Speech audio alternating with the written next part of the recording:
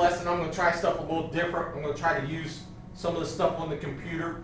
If you go on the computer, and let me go back here. You go on the computer. See if I can get out of this. I think I got to exit out. And I want you to go to Module 2. So you have to go to Course. Then go click on the little star or the little box thing here with the 3 dots and the 3 lines where next to where it says the module or whatever, right above there. So you click on this little box, and we want to go to Module 2. So if you're not already on Module 2, and don't do that, we want to go to Module 2. So you have to click on it and it'll drop down Lesson 4. Module 2, Lesson 4. That's where you want to go. Once you get there, you're going to go to Launch Presentation. Make sure you grab the notes. We're going to use the notes and stuff as we go. And again, this video might be a little sort of jumpy because I'm going to jump back and forth between different things, trying to do this. So I'll probably stop it and start it quite often, but we'll see how it goes. This first thing, you can't find this first thing on there. This is just a warm-up, and we're just going to do it together. It says, answer each question. What's the area of a side? Or I'm sorry, what's the area of a square with a side measure 11? I'm going to do this. I don't know why it has to shut down like that. So, side measure 11 for a square. The formula for a square is A equals S squared. Or you could do base times height, whichever one you want. This time they tell us it's 11. So it's just 11 squared, which means it's 121, and our units were inches, and we're dealing with area, so it's inches squared. That would be our answer for that first one. The next one says you have a rectangle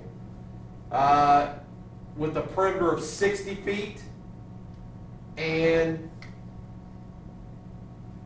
the length of one of the sides is 21. What's the width? So if I have this rectangle, I know this side's 21. Well, then that means I also know that this other side's 21. We know the whole perimeter is 60. What we can do to find these two widths is just take 60 minus 21, then minus 21, or 60 minus 42. We end up with 18. Well, we got 2 more sides here, and we know that they're the same. So we're just going to divide those by 2. So that means this side's 9, that side's 9. So the width of the rectangle has to be 9. I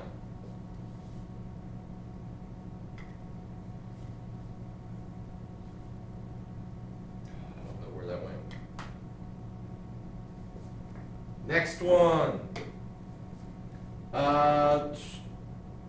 A square has area of 64 meters, 64 square meters. What's the length of one of the sides? So we know with a square, the formula for area is S squared. Well, we know the area is 64. So, and that equals S squared. To solve that, we just take the square root of both sides. Square root of S squared, these cancel out. You're left with just a S, which is the length of a side. Square root of 64 is 8. So each side in that square has to be 8 meters.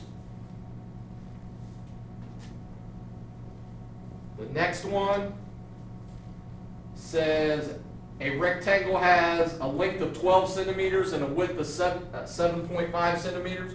What is the area of the rectangle?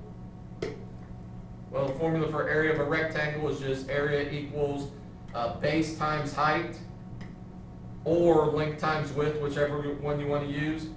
So this is just going to be 12 times 7.5, which I believe comes out to be 90. And our units are centimeters squared because we were dealing with area.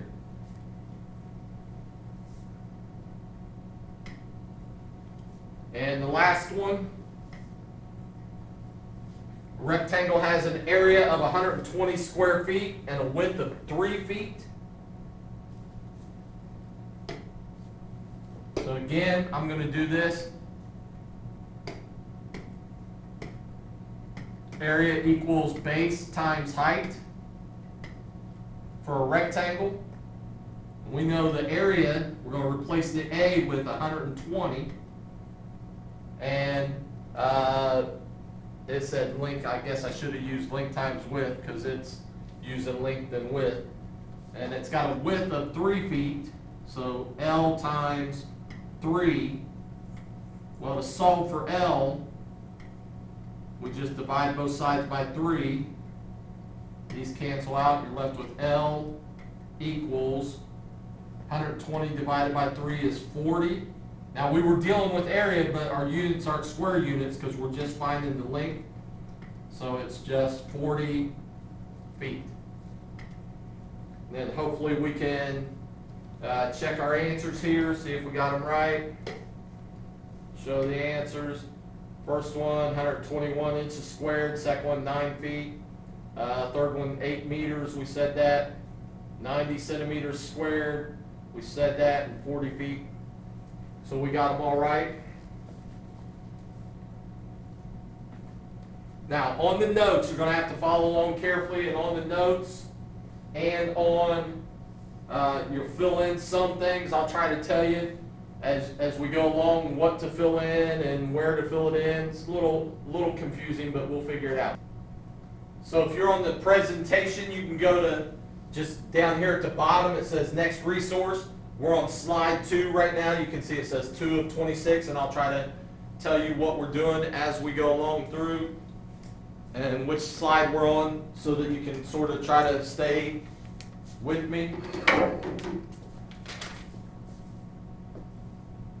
Slide 2, we're just going to read this. Nothing on this that you have to write down or anything. It says most smartphones have an app that allows you to take panoramic photographs.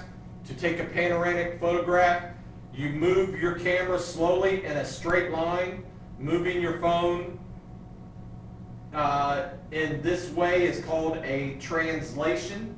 So we're just sliding the phone.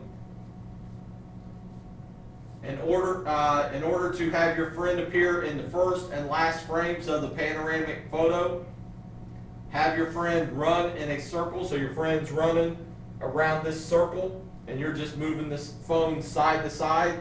Your friend is doing a rotation. You're doing a translation or a slide. And you can end up with something like this. Now, I'm not very good with my phone, as most of you probably know, but so I can't do it. I don't have a smartphone anyway. But that's what you would end up with, something looking like that. So we got these two. This woman is in here. It's the exact same woman. She didn't change. And when we do something like that, it's called a rigid motion, and that's one of the things that we'll get to here in a second. On this next slide, just something that you can mess around with here for a minute or two. First thing, says press select shape. I couldn't find the select shape down here, but if you see the segment right here next to the arrow, in between the arrow and the little black circle, if you do that, it's got a shape there. It's got shapes there, and we can select what we want. I'm going to select a pentagon just to do something, and then it says add shape, so we're going to add that shape. And now if we look at our graph, we got that shape on there, some pentagon on there. If I click this next dot, it says press the pointer. So I'm going to press that little pointer there, and we can slide our figure around however we want it to look. You know, we want some different pentagon that looks maybe something like this, so on, however we want to slide it. Whatever our pentagon looks like, or whatever we want it to look like. Maybe that's the pentagon I want right there. I'll just go with it. but you can mess with that for a minute.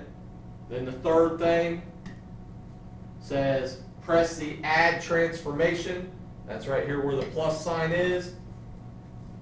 Then complete the exercises below the E tool. I'm not so worried that you complete the exercises. Just know over here, we can, where you see it, the cursor flashing at, we can change this, and you'll notice on our graph here, my pentagon has reflected over the y-axis. See where the dotted line is across through here? It's reflected, or I'm sorry, the x-axis, not the y. And when it reflected, notice that this point, it was point B. When it gets up here, it becomes B prime. And we're going to talk about that here in a minute. It's just got a little apostrophe with the B. That way we know that this B down here is a different B than the B up top. And all the letters do the same thing. Another thing, if we look at point D, if I count how far down point D is from the x-axis, it's 1, 2, 3, 4, 5 spaces down. Well, if I go and count up to D prime, it's 1, 2, 3, 4, 5. So all that happens when you're reflecting over a line like this is each point stays the same distance away from the line, but on the other side. So A here, or I'm sorry, let's do B. B was 2 spaces below the x-axis, so B prime is 2 spaces above. There's rules, and then you can just count. So either way, do whichever is easiest. We can change this around. Instead of reflecting over the line y equals 0, which is the x-axis, we could reflect over this line, which is y equals 1. We could reflect over y equals 2, which is here. Notice B is 1, 2, 3, 4 spaces from that new line, and B prime is 1, 2, 3, 4 spaces from it. Still does the same thing. We could go to keep going up and reflecting over those, or we could go down and reflect over something like this line right here, which is -4. And when we do that, notice that D right here is 1 space from that. Well, D prime is 1 space above it. And notice too that part of my pentagon was, as far as this line goes, part of my pentagon was above the line when I started, and part of it was below it. The smaller part was above it, and the bigger part was below it. Now the bigger part is above it, and the smaller part is below it. We can also change it and reflect vertically. So now we're reflecting over the y-axis instead of the x, and it looks something like that. We could change it and reflect it over the line x equals 7, which is way out here somewhere. And so now if you look at C started off, C was 1 space from that, so C prime's 1 space from it on the other side. And I'm not sure why it just moved on me, but I must have clicked on it. So you can mess with that a little bit. I'm going to skip it and go on to the next thing. But it's just showing you what's happening there with your shape. Slide 4.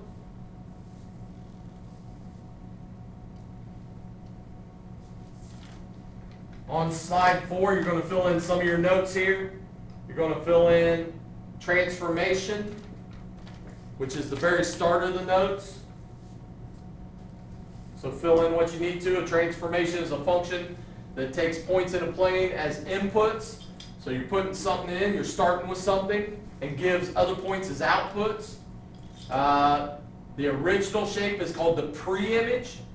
the new shape that you end up with is called the image. So if I click this, the blue shape is the pre-image, the green shape is the image, what I end up with. All of these are rigid motions. And these are all things that you can fill in on your notes there. All these are rigid motions.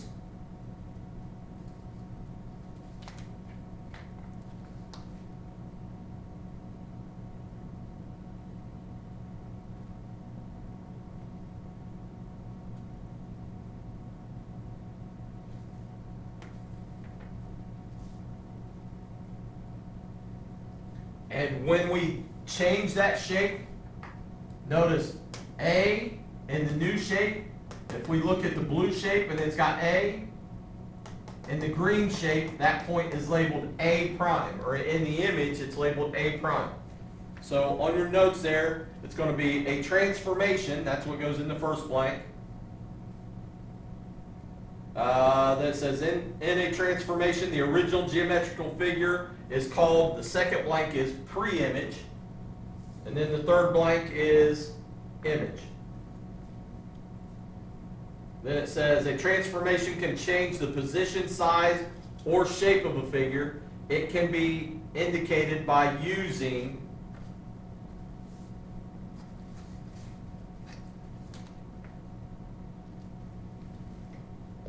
going back up here, it says, just to make sure I'm filling in the blanks right for you to try to help you out. A transformation can change the position, size, or shape of a figure. It can be indicated by using an arrow. Using an arrow. That's what goes in that blank.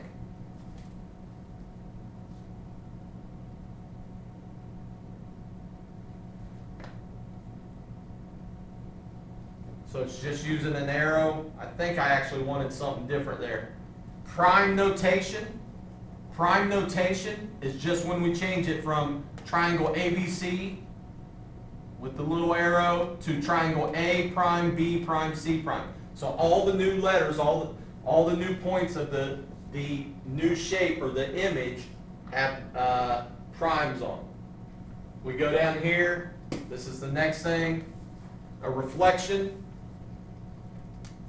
Reflection, also called a flip, is a transformation that preserves distance. Hold on, I'm on the wrong one.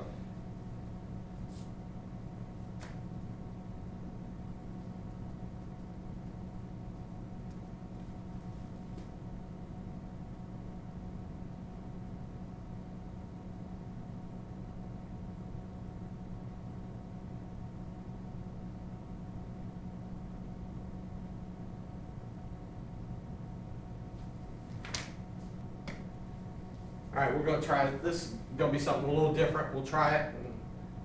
This video might be a little jumpy. I might stop it and start it quite often, but just try to follow along. Go to the textbook website.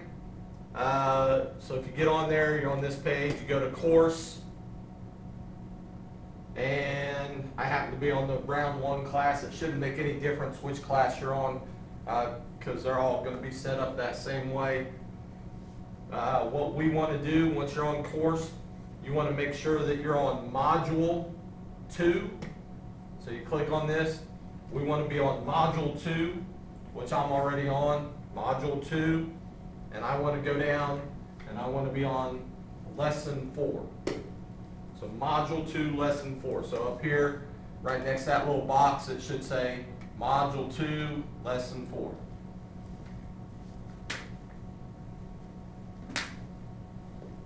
And all you're going to do is you're going to click on launch right here, launch presentation. And it's going to do this. The first thing is a warm up here, and we're going to just do this warm up together. I was going to have you do it sort of as a quiz, but we'll just do it together. I'm going to click on this so I can actually pull up something here. If it lets me. I want to pull this up, but I want to get rid of this one. Pull up another, oops, that's not what I meant to click. Pull this one up. And we'll close that. So on this, it says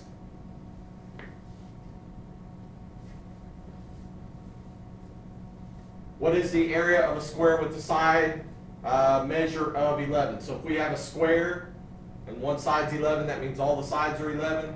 So to find the area, the formula is A equals S squared.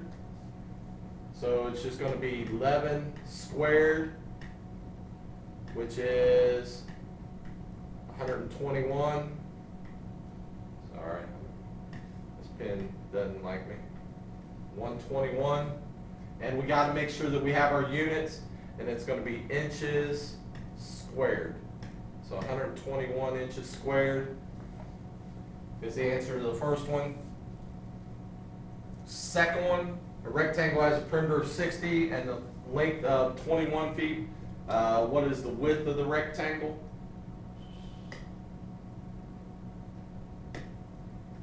I want to do this because I want to get rid of that. So we got some rectangle. We know the perimeter is 60. Length is 21. And we're trying to find the width. All we got to do is take 60. And we're going to subtract off the two 21s, which is 42. So we're going to subtract off 42. And we end up with 18. That's an 8. And that means we have 18 left over for these two sides. Well, then we just divide that by 2. So the width equals 9. And it's 9 feet.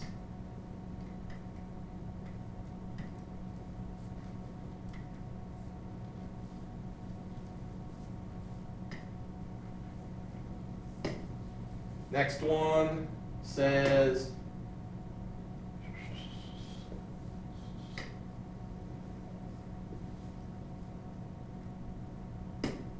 a square has an area of 64 square meters. What's the length of each side?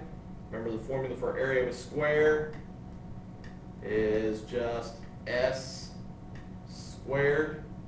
Well, they tell us the area this time, so in place of A there, we stick in 64. And to solve that, we just take the square root of both sides. This over here, the square root and the 2 cancel out, and you're left with just S. And on the other side, square root of 64 is 8, and our units this time are meters, so 8 meters. Next one, number 4, a rectangle has a length of 12 and a width of 7.5 centimeters. What's the area? Well, to find the area of that, the formula for it is just area equals length times width, or base times height. So it's just 12 times 7.5. Well, 12 times 7.5. If I grab my calculator, ends up being 90, and we're dealing with area, so it's got to be 90 centimeters squared. The last one, a rectangle has an area of 120 square feet and a width of 3 feet. What is the length of the rectangle? So again, the formula for a rectangle, area equals length times width, or base times height, whichever one you want to use. This time they tell us the area is 120. And we don't know the length, but we do know the width is 3. Well, to solve for L there, you're just going to divide both sides by 3. And you end up with L equals 40. And it's 40 feet.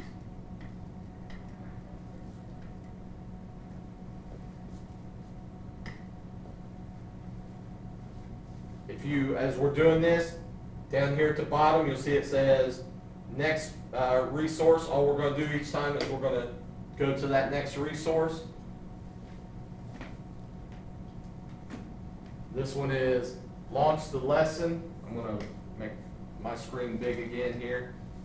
And all this is, there's nothing to write down or anything here. We're just going to read this. Most smartphones have an app that allows you to take panoramic photographs. To take a panoramic photo, you move your camera slowly in a straight line. So you're just moving your camera like a translation, just side to side in a straight line. In order to have your friend appear in the first and the last frames of the panoramic photo, so you want your friend to appear at position 1 and position 2, then you have your friend run in a circle behind you. This is an example of a rotation about a fixed point. You're the fixed point. And so all it's going to do is it's going to look something like this, and your friend ends up being in the photo twice, and it's the exact same person, and everything's exactly the same in the photograph. And when we do that, that's called a rigid motion, when you end up with the exact same thing. And that's some of the stuff that we're going to do here. This next slide, if you go to next resource, this is just, you can play around with this for a couple minutes. It says press select shape, select the shape from the menu, then press add shape to construct the figure on the coordinate plane. So it's going to actually graph something on the coordinate plane for you. The select shape is actually the segment in between the arrow and the black circle. So if you click on that, you can pick whichever shape you want. I'm going to pick a pentagon here. You just add a shape. If I scroll down a little bit, you see it added a pentagon to my shape. And then the next thing it tells you can do is you can grab the corners. Well, I think I have to push this. So it says press the pointer. So you go back up here, you press that pointer. Then you can drag the shape around. I'm going to drag the corners and just sort of move them up and make a different pentagon. So that's going to be my pentagon. You can move whatever around you want. So you have your shape there on the graph. And then if I push the next button, it says press add transformation to reflect the figure. Then complete the exercises below. I don't care about completing the exercises, but we're going to press here where it's got the add. And I'm going to lift this up a little bit so that we can see it. So we have this, and notice now there's two pentagons on my slide. The black one is the original pentagon, then the green one is what it did, and what it did was it reflected my pentagon across this line right here, which is the x-axis, because that's the line y equals 0. If you look over here where the cursor is flashing, that's the line y equals 0. If I want to do it over a different horizontal line, I can push plus or minus here. So I can, let's not quite go that far. I can go about like that, and now we're reflecting across this line, which is the line y equals 4.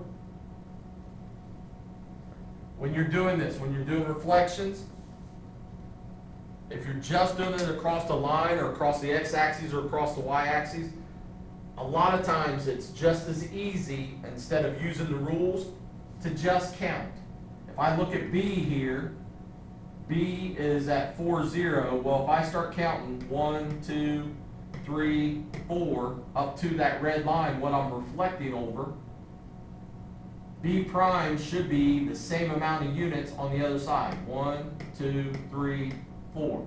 And you'll notice this is B prime. It's B with an apostrophe on it, because we can't have a B and another B in the same picture. So you got to label this second B some different way. You can do the same thing with all the other points. If I look at A right here, A is one space below the red line, A prime is one space above. The other thing that we can do, if we wanted to do it vertically, oh, what happened? My line or my shape disappeared. And the reason it disappeared is because it's directly behind this other shape. See how it just moved there? Didn't want it to move, but it did. So it's directly behind that other shape. If we wanted to reflect it, because we're reflecting it over the y-axis. So notice that this half started on this side, but it ended up over here. And then the other half, if I change this, let's change my shape here a little bit and make it like that. You'll notice that this part started out on this side. Well, then it went to this side, and the part that was over here on the left ended up on the right. And we could reflect over any other line that we want here, you know, reflecting over this line, which is, now I'm at x equals 5, which is a vertical line. Y equals some number is a horizontal line, x equals some number is a vertical line. And you can play around with that. I'm going to go on and go to the next one.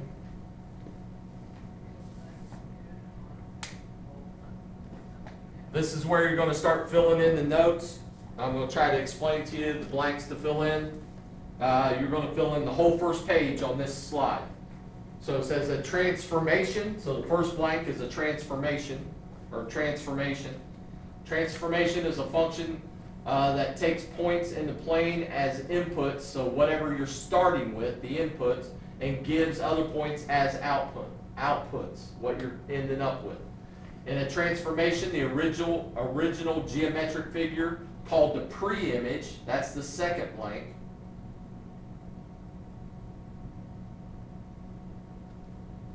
is mapped onto a new figure called the image. That's the third blank.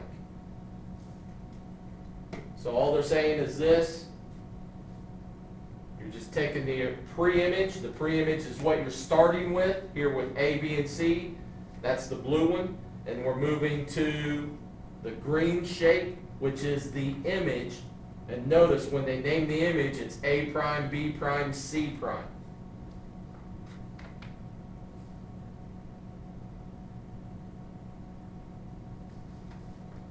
Then we go on. A transformation can change the position, size, or shape of a figure. It can be indicated using that next blank down there, using an arrow. You could also put in there, it could be indicated using prime notation, which we should probably put in there. I think that's actually what I meant to put in there, but that's all right.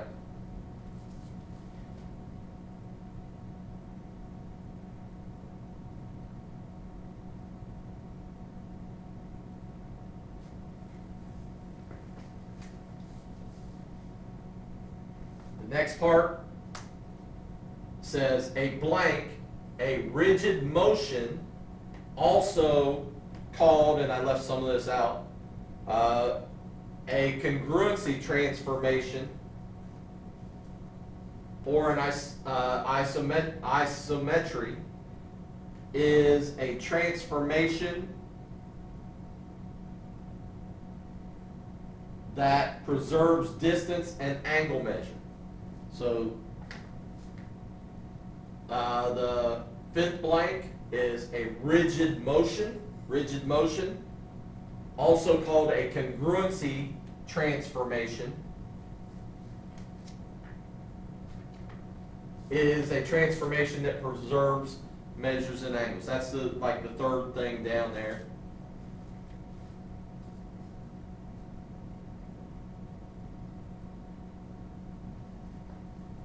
Then on the next thing, the next blank there says prime notation, so that goes in the blank. Prime notation is used to indicate transformations. The transformation statement, and you need to write in the statement triangle ABC with then the little arrow, goes to triangle A prime, B prime, C prime.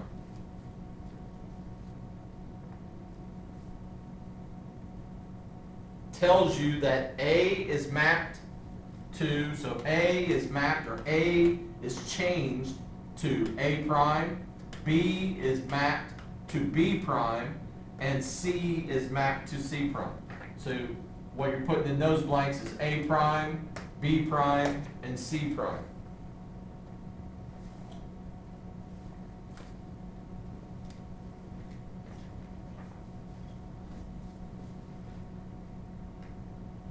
So that's like the first 2/3 of the front page of the notes. We drop down here and we drop this down.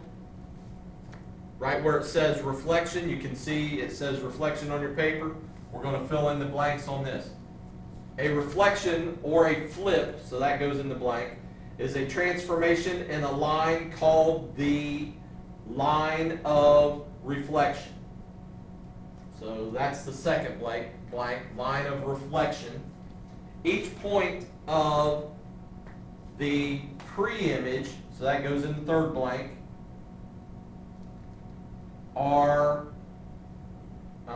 and its image, that goes in the fourth blank, are the same distance from the line of reflection. So just like I was telling you, it's the same distance.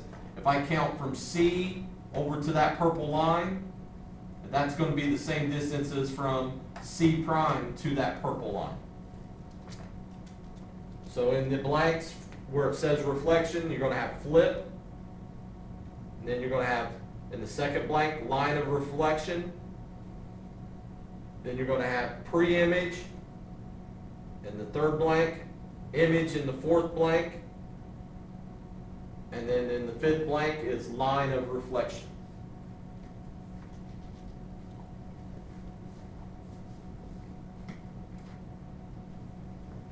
Next one, going on down, a translation. Still on the first page there, where you see translation, and you're just going to fill in what you need to fill in here. A translation or a slide, that goes in the blank, is a transformation that moves all points of the original figure the same distance, that goes in the next blank, in the same direction, that goes in the third blank. So a slide does something like that. It just slides the shape. It doesn't turn it, doesn't flip it, anything else, it just slides it. And notice again, triangle ABC is moving to triangle A prime, B prime, C prime, making sure you're using that prime notation all the time. Last thing on the first page, a rotation. Sorry, that shouldn't. A rotation or turn is a transformation about a fixed point called the center of rotation, that goes in the second blank, through a specific angle and a specific direction. So it's going a certain angle, which is a certain amount of a turn, and in a certain direction. And those directions are going to be either clockwise or counterclockwise. Each point of the original figure and its image are the same distance from the center. So the last blank there, the same distance from the center.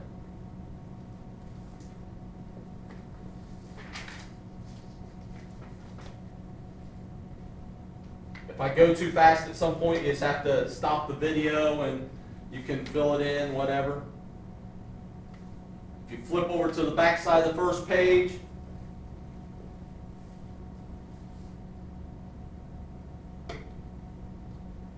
we're just going to do these, the bottom three here on the next resource. Reflection, translation, and rotation. That's what you're going to fill in. So a reflection is a function in which the pre-image is reflected in a line of reflection.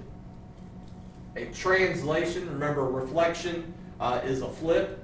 A translation, a function in which all points of a figure move the same distance in the same direction. And that's a slide, same thing as a slide, just different name. And a rotation is a function that moves every point of a pre-image through a specific angle and direction about a fixed point or a turn. Those blanks are on the top of the second page, the back side of the first page of notes.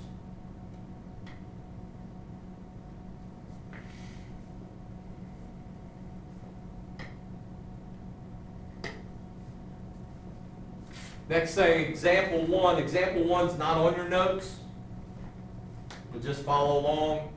Hobbies. Move through the slides to identify each type of rigid motion as a reflection, translation, or rotation. The first one here, we're playing a board game, and we're going to move our car. We're in this little blue car here, and we're going to move. We rolled, I think, it said that something about we rolled a 3 or something. So movement of a game piece, we're just going to click on this, see what happens, and it's just going to slide forward 3 spaces. Next one, we're looking at this picture here, and we notice along this line where the water meets the ground is a line of reflection. So it's just flipped over. It's the same image, but flipped over it. And it shows you there that it's flipping over. Then the next one, we got this pinwheel, and if we spin it around, we're doing a rotation. Again, none of that wasn't on your notes. Just going over it. This is on your notes. Picture's different than the picture on here, but same idea. Says amusement parks. In the teacup ride at an amusement park, riders sit in each cup, which turns as the ride itself turns. Identify the type of rigid motion. So are we doing a reflection, a translation, or a rotation? Hopefully you know it's a rotation. And we check our answer, and that's correct. You're spinning around, you're doing a turn, so that's a rotation.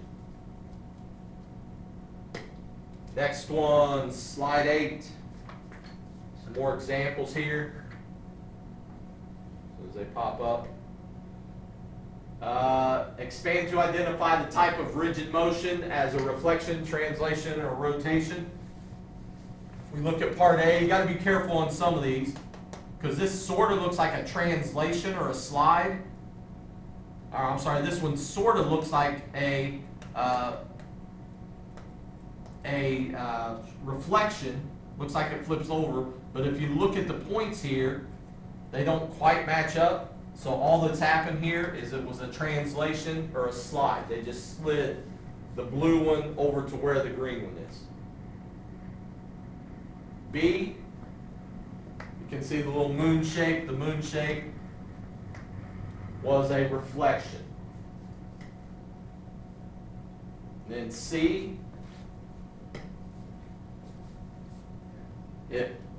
all we did was we rotated it around. It started here and it went that direction. Rotation.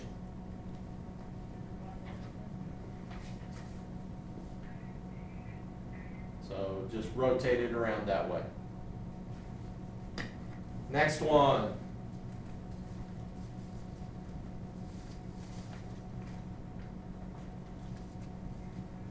This one's not on your notes. We're just going to identify it. If you look at this, you can see the blue shape. It's flipping over to where the green shape is. So it's a reflection, I hope. We can check our answer. It says we got it right. We could watch a video if we wanted. I don't want to watch the video, so let's go on.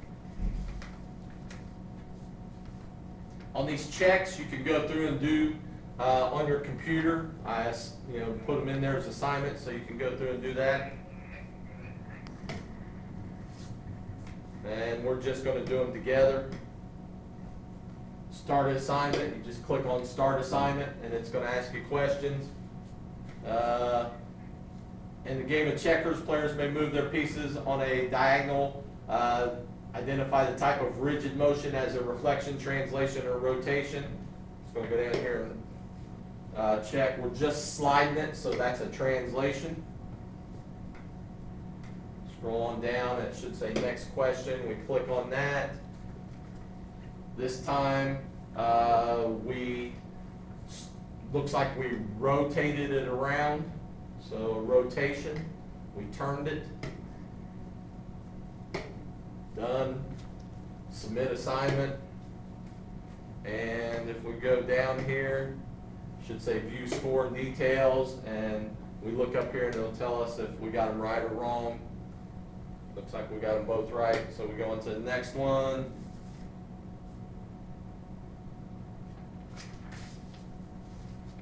You're going to write down some of this. This is on the third page or the second sheet of paper at the top. Scroll down too far. So it says the page that starts with NA. So NA, and then the blank is reflection. So fill in what you need to fill in there. In a reflection, each point of the pre-image and its corresponding point on the image are the same distance from the line of reflection. Goes in the second blank. A reflection can be described as a function in which the pre-image is reflected in the line of reflection. The points of the pre-image are so if we look at this, the points of the pre-image are the input, and the corresponding points of the image are the output. So the last two blanks here, input and output.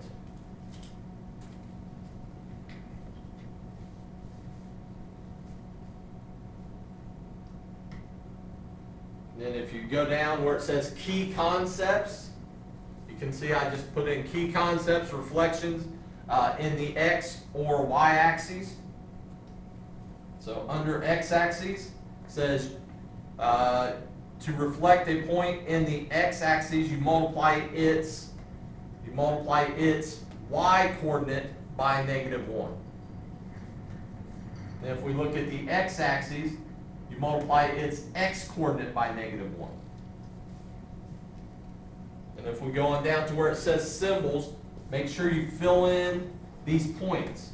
These 2 points here are telling you exactly what you do. You start off with what's in the blue. So you start off with an X, Y, and that little arrow tells you you're going from the blue one to the green one. So we start off with just X, Y, and it goes to X, then the opposite of Y, or -Y. I try not to say -Y because that actually means that we're taking the opposite of what Y is. So it's X, and then the opposite of Y. That's if we're reflecting over the X-axis. If we're reflecting over the Y-axis, then we start with the blue X, Y, and we go to -X, Y, or opposite of an X, Y. So in the first one, if we're going over the X-axis, the Y coordinate changes its sign. It's either goes from positive to negative, or it goes from negative to positive. If we're going over the Y-axis, then the X coordinate changes its sign.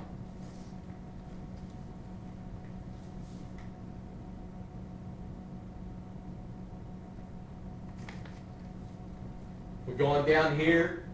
We got the original point. The pre-image is 5, -2. The image is 5, 2. So we change the sign of the Y coordinate. Well, if I look back up here, changing the sign of the Y coordinate, that means we reflected over the X-axis. So we reflected over the X-axis. Let's just see if the answer says that. Yeah, it says reflected over the X-axis.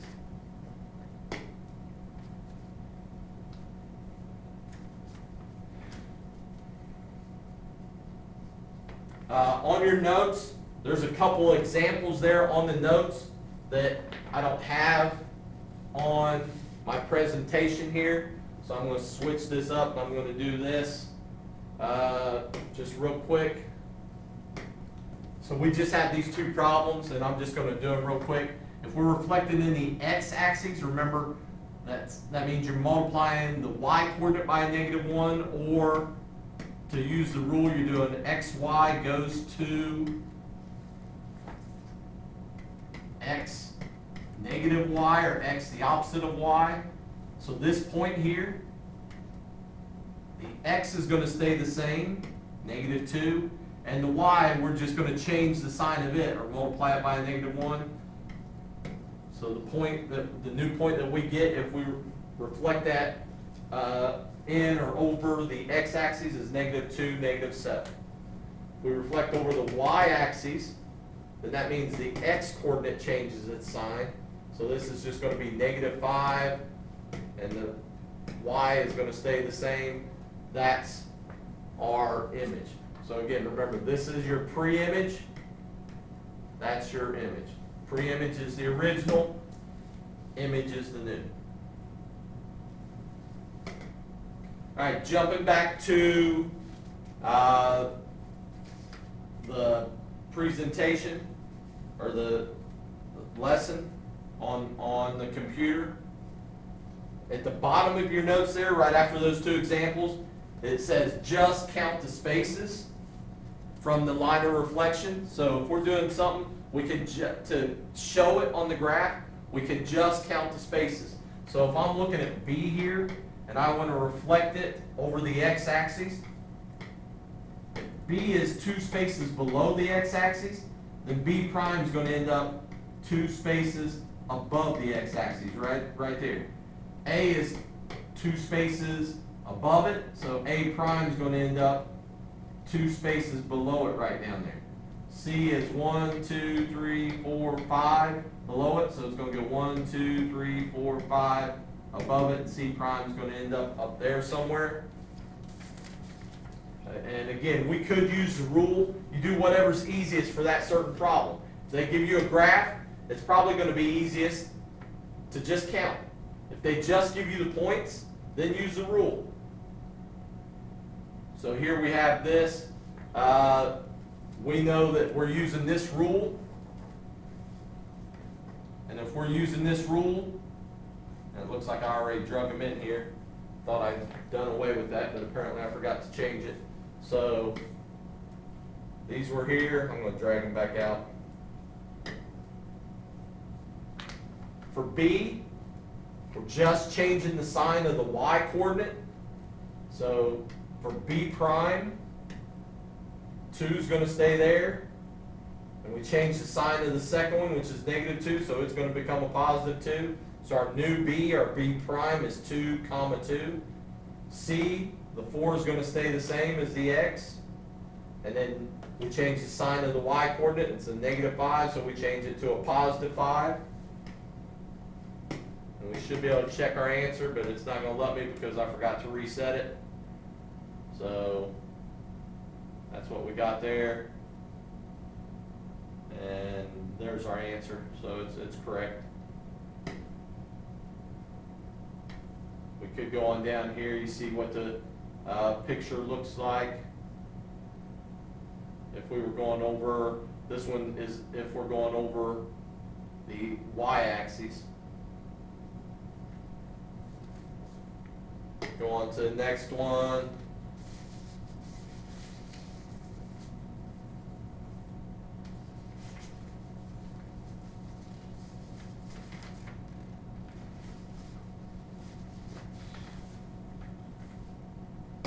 So if we look at this one, reflection in the x or y-axis, determine the coordinates of the vertices. If you were reflecting in the y-axis, remember the y-axis, then that changes the sign of each x coordinate. So instead I have to graph it or anything, I just look at this. The point x is -9, 4. Well, x prime has to be, we change the sign of the -9, it becomes +9, and the y stays 4. Well, if I look down through here, A and C both have that answer. So let's go on to the next one. See, for Y, we change the sign. -9, -3 becomes +9, -3. So the Y has to be +9, -3. With C, this one doesn't work because for C, Y prime is 9, +9, +3. So it's got to be A, and we could check the last one. Change the sign of the first thing. So it's going to be a +1, a -3. So A is correct. We can check that answer, make sure that we're right. Looks right.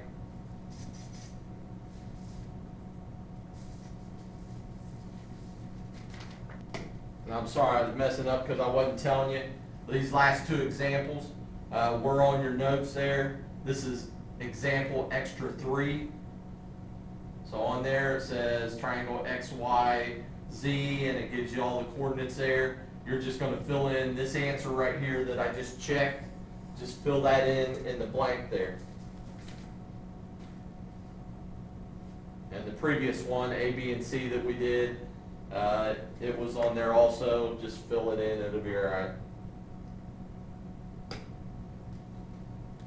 The next thing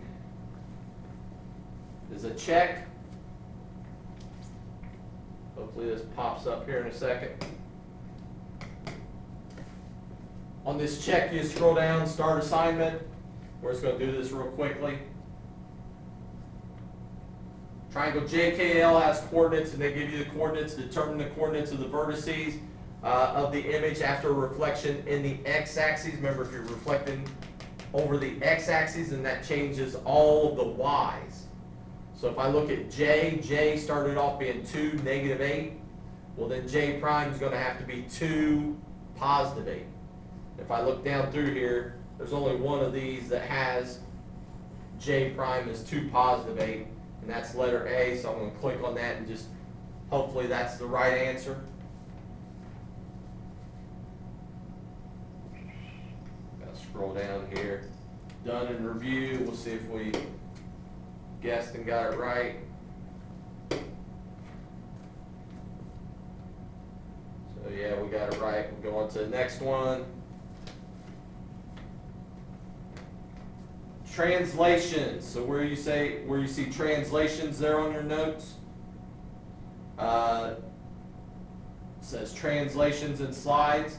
That's we're going to fill in here.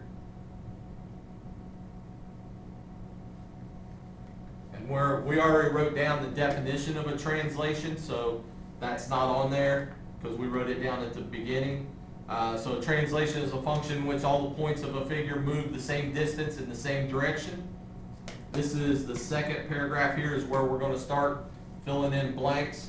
It's on the back of the page that said just count, real big on the other side. So a preimage is preimage is translated along a translation vector. So that goes in the first blank there. The translation vector describes both the magnitude and direction. Magnitude just means how much, and direction is just telling you how it's going, how it's moving. So magnitude and direction. Then the next blanks, you have the initial point, and you're moving to the terminal point. So initial point, and you're moving to the terminal point. That goes in the next two blanks. Then if you look on down, it says to describe. To describe a translation in a coordinate plane, it is helpful to write the vector in component form.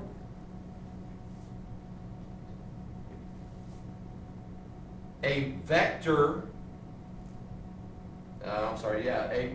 in component form is written, and this says XY. On your paper it says AB. I'd rather use AB than XY. I'm not sure why they used XY there, but it's written AB. And we're going to talk about what that means. Notice in vector form it's got the things that look like the alligator mouse around it instead of parentheses. It's just a different way to group something together.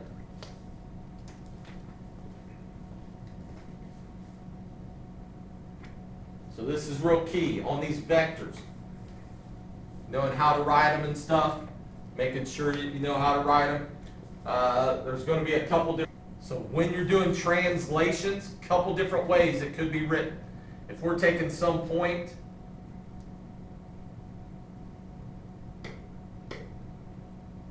I don't know, it doesn't matter what the point is, 2, -3. So that's our point A. If we're using a vector to show how it's moving, then this first number here tells you how much the x is moving. So how x moves, how the x's move. The second one tells you how the y's move.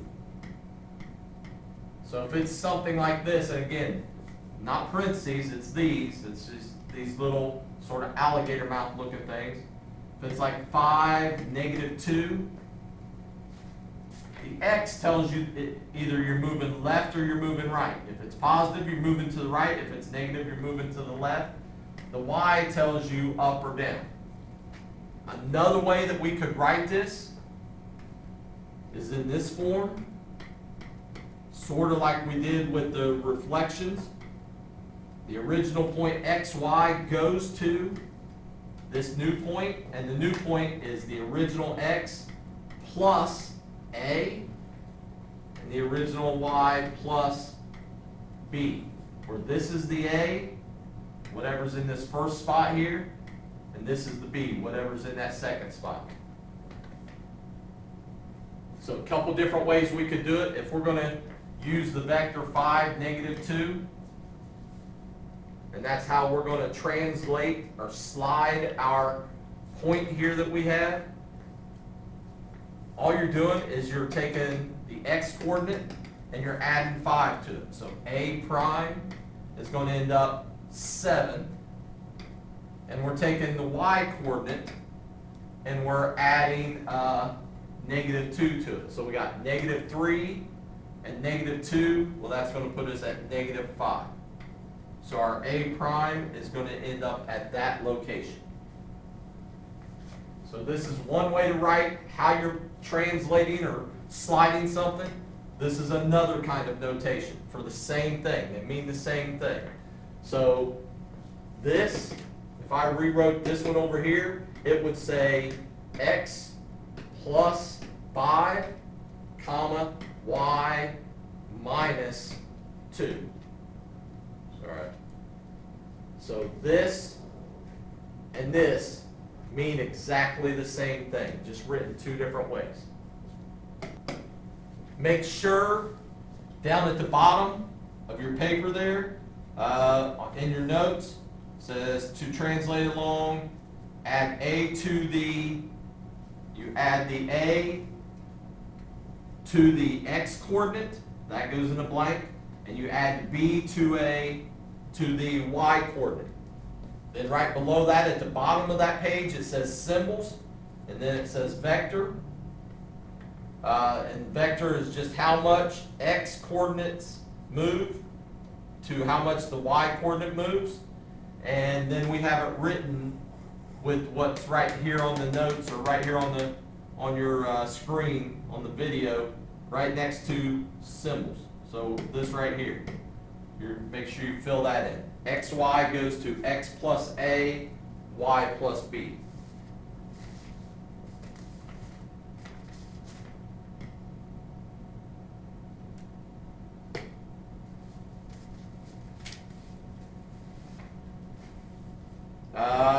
Next thing on the top of the next page, there's just a problem there, and it's not actually on the computer. So it's not on the computer, so we'll just do it together. It says the image of P, which P is -2, 3, is translated along the vector 7, 4. So we're taking the point 2, 3, and our vector is 7, 4. Remember, the 7 tells us how much we're moving the x, the 4 tells us how much we're moving the y, or we could just write it this way. 2 plus 7, 3 plus 4, do the math, and the new point is going to end up being 9, 7. And that new point, again, is P with the little prime on it. So that's the example at the very top of the page that goes in that blank. Then the next one, this is actually on the computer and it's on your notes there. It says for quadrilateral QRST, and they give you the coordinates. Find the coordinates of the vertices of the image translated along the vector 7, 1. So we're adding 7 to every x coordinate, and we're adding 1 to every y coordinate. So if I go down here, you can see down here it says add 7 to each x, add 1 to each y. So we're just going to go down here, and they actually want us to show the math. So we're adding 7 to every x. So every one of these is going to be 7, because we're just adding 7 to all those x coordinates. And then this one and all these blanks, we're adding 1 to every y coordinate. So we're just going to drag and drop a plus 1 in each one of those. And if we look at it, -8 plus 7 gives us -1 over here. -2 plus 1 gives us -1, and so on, so on, so on. And we can check and see if we got the, oh, we missed it. What did I mess up? Oh, I forgot to put a 1 in there, or it left on me. Now let's check it. Now it looks better. So all you really got to do, we could have graphed it. We were going to graph it on your paper there and stuff, but that's all right. What I would write down on your notes is just all these answers over here.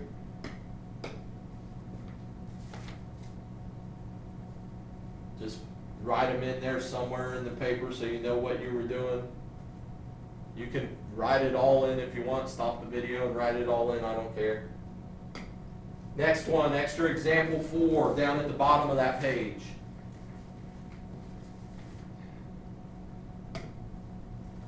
So triangle MNP has vertices, and they give us the vertices. What are the coordinates of the vertices? If we do a vector of 4, -9. So we're adding 4 to every x coordinate and subtracting 9 on every y. And if you can figure out the answer without doing every single one of them, that's fine. If I just look at point M, the x starts off as -2. Well, -2 plus 4, so we take the -2 here, plus 4. That ends up being a +2. If I look over here, there's only one of them that has a +2. So I'm hoping I did that math right, and I'm just going to guess C. We could do all of the rest of them.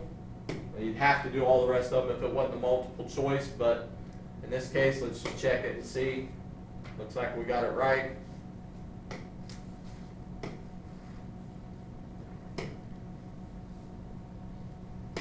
Jumping on to the next one, it's another check. Again, you're just going to go in, and I'm hoping these are working now. We scroll down here, we start the assignment. These are just real little short things. Got 2 questions on this one. Quadrilateral ABC, D has vertices, and they give you the points there. What are the coordinates of the vertices of the image after a translation along the vector 5, -3? So we're adding 5 to every x, subtracting 3 from every y. So if I look at letter A here, or point A, if I add 5 to -3, -3 plus 5, that's 2. Well, there's 2 answers that it could be. It could be B or C. If I add -3, or I'm sorry, if I take 1 here for the y coordinate, and I subtract off 3, I get -2. So for point A prime, which they don't have their primes on this, they should have, so they messed up. It should be 2, -2. So it has to be the C one. And we could check all the others if you wanted. You're just adding 5 to every X and subtracting 3 from every Y. Hopefully we didn't miss it. We'll find out here in a minute. Lighthouses. In 1870, the Cape Hatteras Lighthouse was built 1,500 feet from the Atlantic Ocean. By 1999, after decades of soil erosion, the lighthouse was in danger as it was then only 120 feet from the ocean. So it's moved quite a bit. The decision was made to move the lighthouse 1,506 feet south and 540 feet west, assuming that the position that the positive y-axis is north, which function represents the translation coordinates of the lighthouse. So they're asking you to figure out what are you actually doing. So you're taking it west and north. North is going to be positive for the y. West is going to be negative for the x. So we want to move it 1,500, so we want to move it 1,506 feet south. Well, that's going to be negative for the y. I thought it said we were moving it north. But we're moving it south, so negative for the y, and west, which is negative for the x.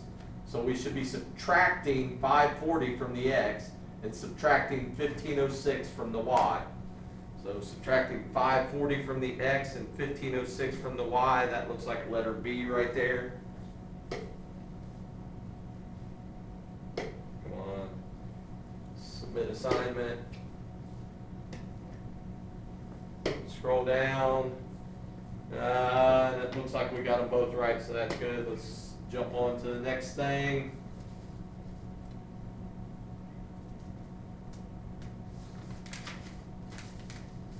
Rotations. On the back of that page, there's a chart on there and stuff, and we're going to fill in that chart here in just a minute. But we're going to fill in some of this other stuff first. At the very top, it says A, and the first blank is going to be rotation is a function that moves every point of a preimage through a specified angle and direction. So the next two blanks are angle and direction about a fixed point called the, and then the next blank is center of rotation. So fill in what you need to fill in there. Under a rotation, each point and its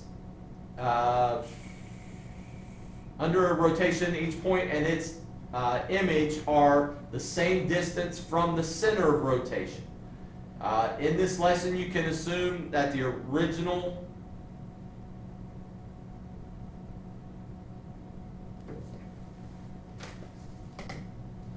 you can assume that the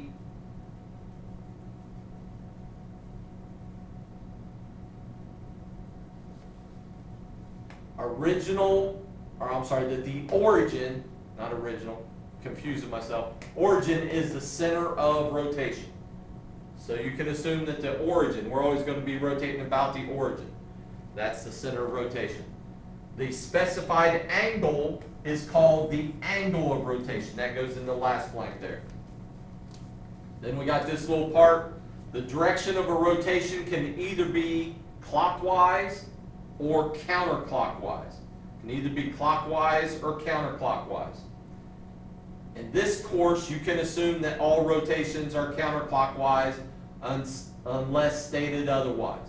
So for whatever reason, they do everything counterclockwise. I don't do it that way. I might use clockwise or counterclockwise. One thing I do want you to add to your notes, draw this little picture here. So clockwise, and draw the little half arrow going around there, circle arrow going, and then counterclockwise. Put that in your notes there somewhere so you know which direction clockwise is and which direction counterclockwise is. If I go on this next slide, this is the chart down there. Please make sure that you fill in the chart carefully. Don't mess anything up. And I know these parts over here, they're wrong, all right? They don't look right, but you can figure it out. There's 4 things here, they just match up. So please make sure you fill them in. We're going to talk about them.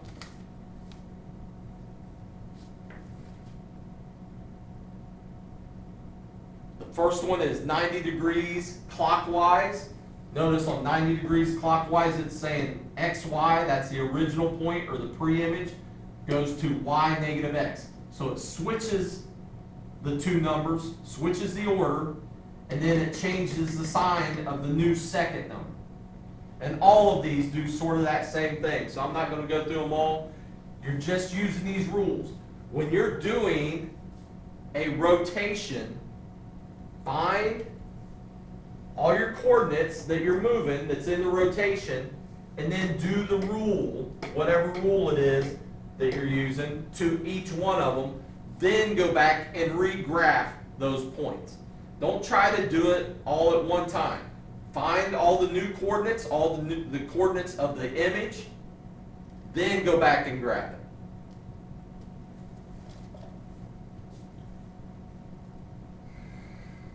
If you need more time to copy down these, just stop the video and copy them down.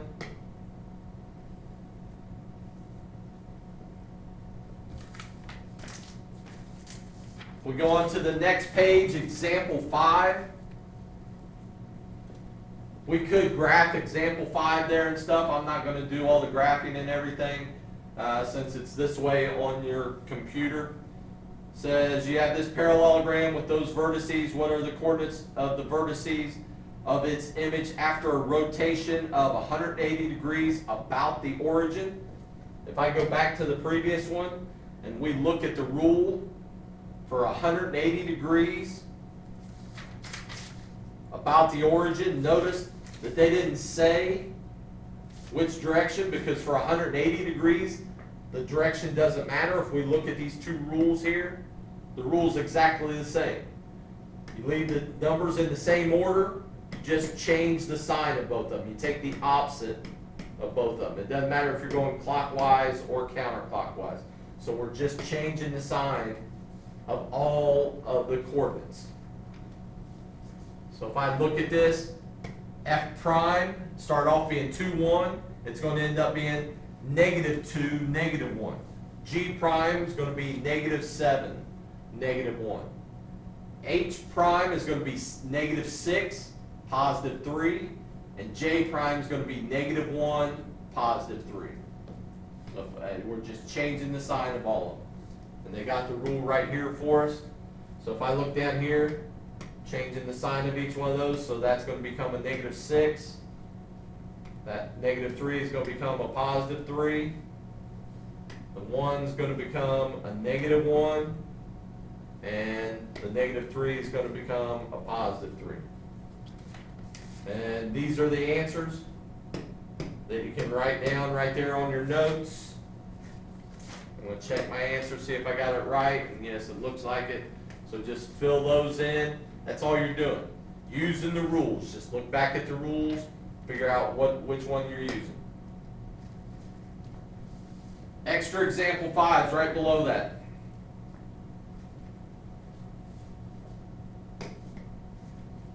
So we got this triangle and we're rotating it 90 degrees. And again, it doesn't tell which direction. So we're assuming that it's 90 degrees counterclockwise.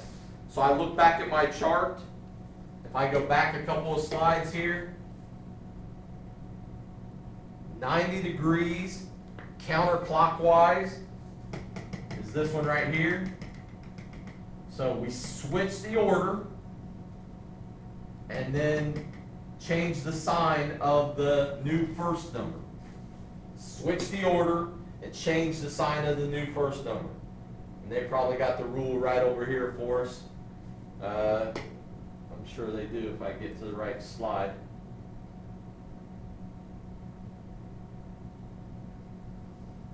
No, they didn't tell us the rule this time.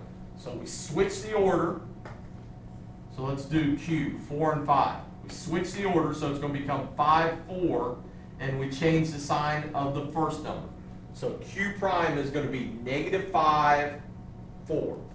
-5, 4.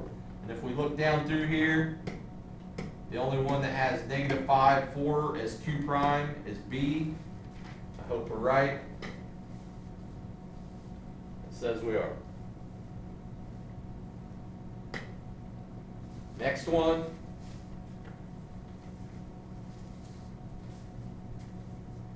So check. We're just going to do this real quick as soon as it pops up here. Scroll down so we can start the assignment. Let's get through this.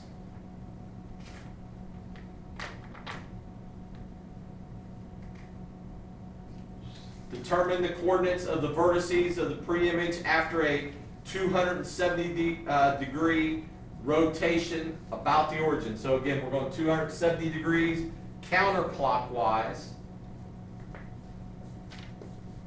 Well, if I go back a couple of slides and look up that rule again, I went too far. We went 270 degrees, which is this one, counterclockwise, which is this. So we switch the order and change the sign of the new second number. Switch the order, change the sign of the new second number. Go back and we'll probably have to start it over again since I switched out of it.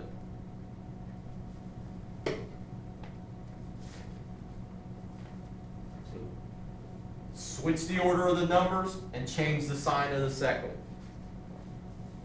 So if I look at this question, J is 1, 2. We're going to switch that to 2, 1. And the second number we're going to make a negative. So it's going to be 2, -1. Well, looking at this, the only one that has 2, -1 is letter A. We could check all the other points if you wanted, but I'm just going to go with that one. I think that's the correct one.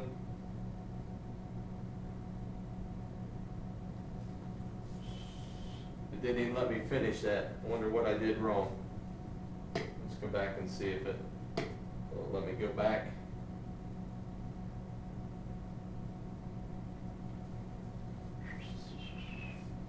Why did that to me? Start the assignment, question 1. Must not like the fact that seemed like I was trying to cheat. So we said it was A. Done and review.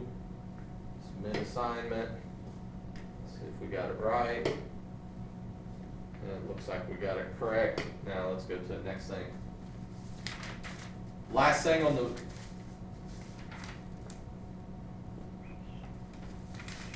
the back of the last page there, this is just an exit ticket. We were going to sort of do this together, just make sure you understood it.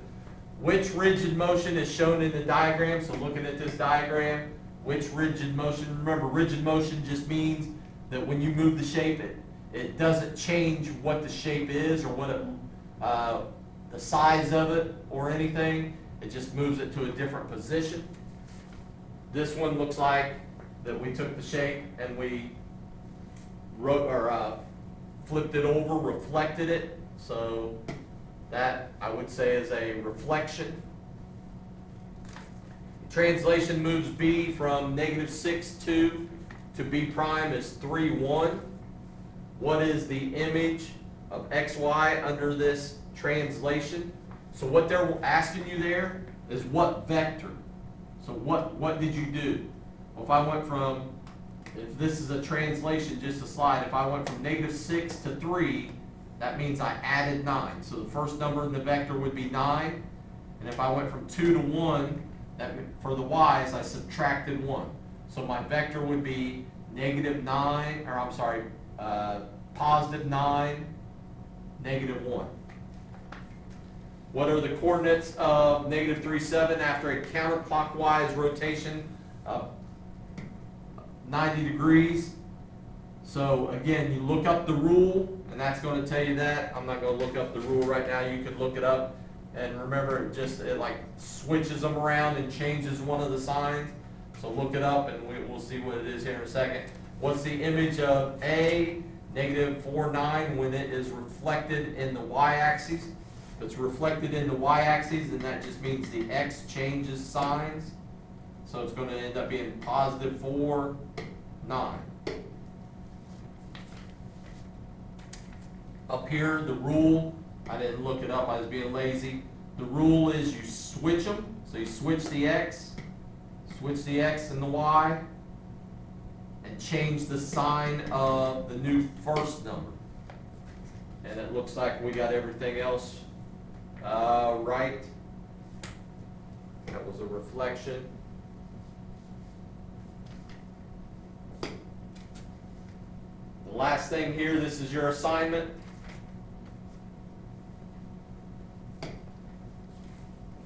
I know this was sort of long, skip through it. It's a little late to tell you now to skip through it since I'm all the way through it.